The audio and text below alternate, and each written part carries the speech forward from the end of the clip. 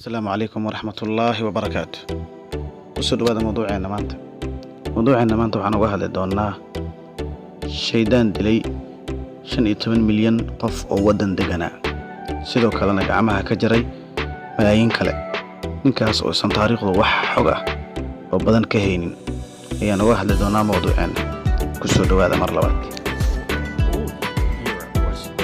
sidaan idinku waranayba waxaan uga hadli doonaa maanta shaydaan ama gumeysta dunida soo mara kii ugu xumaa kaasoo yeeshay dal ka mid ah dunyada ninkaas magaciisa waxaa la yiraahdaa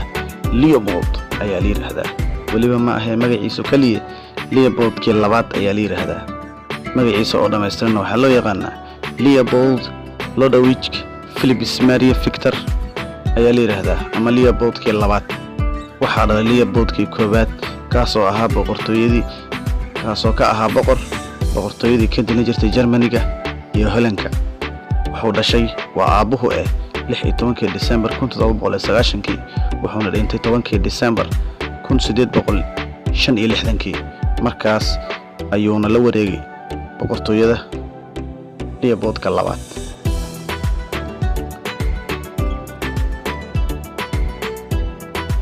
sidoo kale wuxuu ahaa aabuhu asaasihii ugu horeeyay ee asaasa boqortooyada gumeystaha ee Belgiumka ninkii ugu horeeyay asaasa ayuu ahaa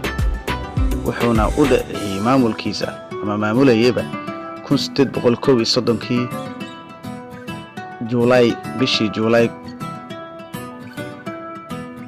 maamulkiisa wuxuu u dhaxeeyay bishii July 1881 ilaa laga gaaro December 1865 Leopoldka labaad ee aan ka hadlayno hooyadiis waxaa la yiraahdaa Louise Marie ayaa la yiraahdaa asalkeedu waa French waxay dhalatay 3 April 1812 waxaa dhalay Louise boqorkii ka talin jiray boqortooyadii Faransiiska waxay ahayd xaaskii labaad ee boqorkii Leopoldkii koobaad Leopoldka labaad waa midka aan ka hadlayna wuxuu guursaday Maria Henrietta Anne gabar la yiraahdo oo asalkeedu ka soo jeedo Hungary waxayna ahayd boqoradii ka talin jirtay Australia inta uusan guursan ka hor Leopoldkii labaad sidoo kale waxaad moodaa reer Yurub boqortooyadii ka talin jirtay dhammaantood inay xiriir wada lahaayeen sidoo kale qoyska boqortooyada reer Yurub oo dhan xiriir weyn baa ka dhaxeeyay taas waxaan tusaale ugu soo qaadan karnaa Leopoldkii labaad wuxuu ahaa in adeer koobaad ama midka labaadba boqoradii Ingiriiska ee la oran jiray Queen Victoria haddaan intaas uga soo qeexitaankiisa taariikhtiisa waxaanu laabanayaa dambiyadii uu ka galay dalalka caalamka maadaama aan soo sheegnay inuu yahay boqorkii labaad ee ka talinayay Belgiumka ama Brussels boqortooyadii deganeed ee gumeystaha ahayd wuxuu qabsaday ama iibsaday ama yeeshayba wadan la yiraahdo Congo Democratic Republic of Congo wadankaas waxa ku noolaa ku dhawaad 30 milyan wuxuu dilay kala bar dadkii ku noolaa uu laayay kheyraadkoodina u dhacay waagaas kheyraadka maanta waxa loo yaqaan kheyraad ma isan wax kale ayaa kheyraad ah waagaas waxa caan ah oo aad loo jeclaa Fanta Maroodiga iyo agabka kale ee geedaha ka soo bax dhirtii iyo beerihii ayuu markaas meel wabi ay waayay meel barwaaqo badan way meesha uu dhacay wuuna qabsaday kadibna wuxuu u galay sixon shacabkeedii kuwii xoog lahaana wuxuu ku gumaaday kuwii tabarta yaraa heer wuxuu gaaray qofkii maanta inta shaqo taga wax keeni waayay ama wixii loo diray ama Fan Maroodi ama geedaha markaas la jecel yahay ee loo baahan yahay oo ay ka ganacsato boqortooyada Belgiumka hadii aad keeni waysan gacanta laga jaro xasuuq sadarkiisa waxa geystay Leopoldkii labaad wuxuuna ka geystay wadan ka mid ah qaaradda Afrika oo ku yaala waliba bartamaha Afrika ee la yiraahdo Democratic Republic of Congo ama DRC sidoo kale wuxuu ahaa ninkii isku day inuu qabsado wadan kale oo dunida ka mid ah yeeshana si xun u galo laakiin somehow ku qabsaday wadanka uu ku sigtay inuu qabsado waxa la yiraahdaa Philippines uu sigay isagana sidoo kale inuu qabsado ayuu ku sigtay laakiin Ilaahay amarkii ma aysan dhicin wadankan ayuu ku qabsaday dambiyo waaweyn waa ka galay maanta la joogo dunida ilaa ay hadda wax raali gelin xitaa kama bixin boqortooyadii Belgiumka ee dhacday wadankaas burbur dhaqaale xumi iyo fakhri iyo baaba u geysatay gaajo iyo cudurro uga tagtay intii kalena iyada aruursatay waxba xataa kama cudur daaran iska badaa inay diya ka bixisay. waxaad maqlaysaa maanta dunida yaabka ka jira waxaa ka mid ah Mareykanka ayaa wuxuu uga jooglaynayaa waddanka Sacuudi Carabiya inay bixiso diyadii dadkii lagu laayay 11kii daarihii mataanaha Mareykanka 2001 9/11 qaraxaas dadkii lagu laayay inay gud iyo sidoo kale Turkiga ayaa waxa lagu cadaadinayaa taariikhda dib marka loo raaco dawladda Cusmaaniyiinta layntii ay dishay ama ay la dagaalantay ama ay baabaysay Armeeniyiinta waayee shacabkan Afrikaanka yaa u maqan yaa soo gudaya xaqoodii waa su'aalo taagan reer galbeedka loo baahan inay ka jawaabaan. xaqaas waxa galay waddanka Belgium ma uusan galin oo kaliya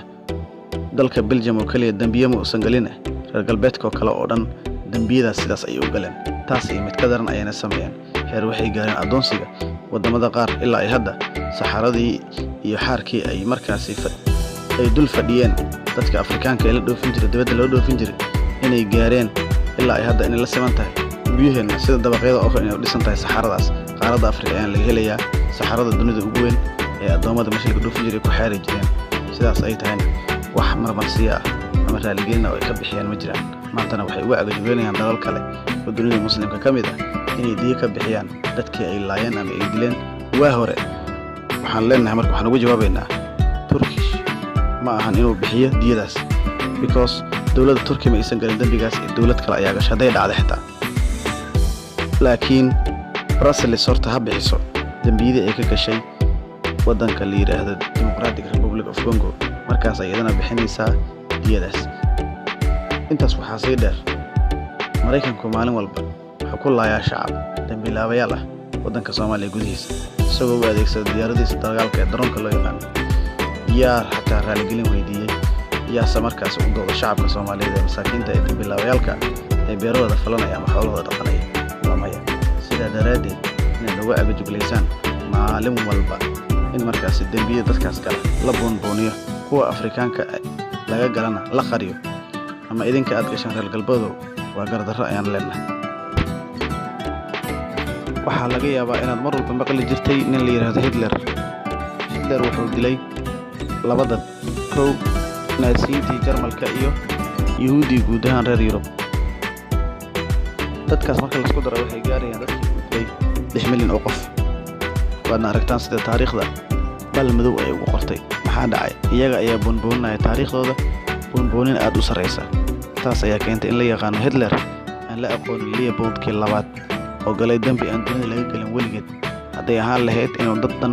ama dalkoodii dadkoodii inuu yeeshay oo aniga iskale waana hantideeda gaarka ii ah labo inuu u dilay dadka si aan loo dilin inuu u laayay si aan dadka loo laaynin intaas waxaa sii dheer dunida oo dhan galbeedku oo ku sii yaraanaysa hogaamintiisa dhawaan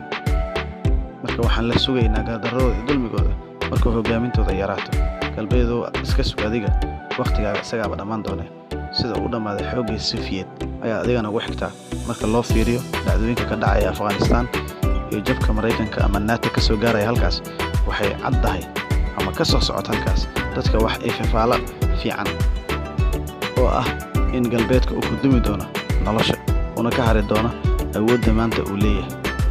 halkaas waxaan ku soo koobayaa mowduucigii ahaa dilkii oo dadka laayay shaydaankii weynaa ee Leopoldkii labaad wabillahi tawfiiq. Assalaamu calaykum waraxmatullahi